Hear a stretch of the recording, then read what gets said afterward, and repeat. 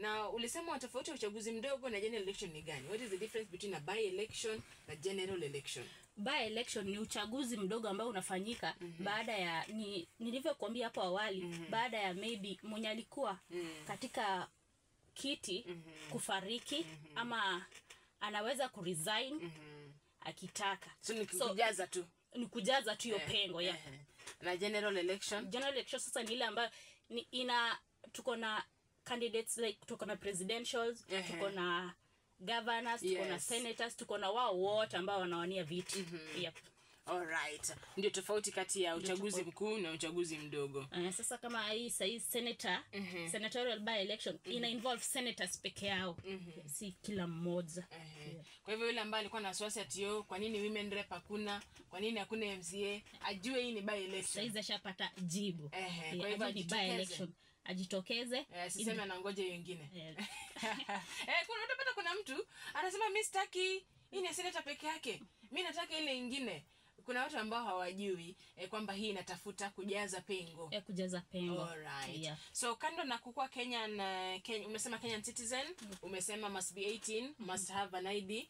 Pengine kuna kigezo kingine ambacho kinaweza kukufanya kuwa na eligible kwa kuwa voter.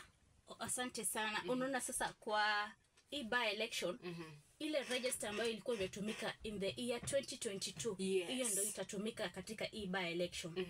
Sasa wao ndio watapiga kura, si wale wengine. Kama hauko umepiga kura ya 2022 hauwezi participate in this by election. Sasa hiyo mpaka ungoje registration alafu uparticipate ya 2027. Alright, kwa hivyo ndio vigezo peke yake ya kukua voter. Yes, ndio. Alafu kingine uje wewe peke yako, usitume mtu mwingine. Kwa nini nisitume mtu? Hiyo ni offense. Kama ABC, that's an offense. Juu kuna hii issue ya fingerprint. Tuko na kitu inaitwa KIMS kit. Hiyo KIMS kit unatumia fingerprint yako kuverify kama voter. Kama ni wewe. Ukiwa na ID hapo. Kwa hivyo nikituma mtu fingerprint yake itaendana na yangu. Hiyo itakuwa offense kabisa. Hata tuwezi ongelea story. Si naweza pata maybe naweza amka asubuhi nimegonjeka. Sasa nitafanya aje na mimi nataka kupiga kura? Hiyo inakunywa maji hivyo. Unaweza pata asubuhi August, tuseme kama ni tarehe 9, nimeamka nimepigwa na malaria. Sijafanikiwa kufika kwenye polling station ama kituo cha kupigia kura. Itakuwaje sasa? Hiyo sasa inakunywa maji hivyo.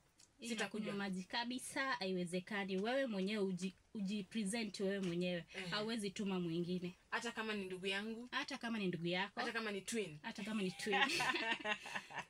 25 msikilizaji zimekatika baada ya saa 2.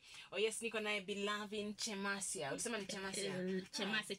Chemase. Yep. Una jina zuri kweli. Niko naye Belovin Chemasia ambaye ni afisa wa IEBC. Yuko ndani kutueleza kuhusiana na masuala ya uchaguzi mdogo ambao unatarajiwa kufanyika tarehe 27 mwezi huu wa Novemba katika kaunti ya Baringo, ambako tutatafuta seneta mpya baada ya aliyekuwa akishikilia nafasi hiyo kufariki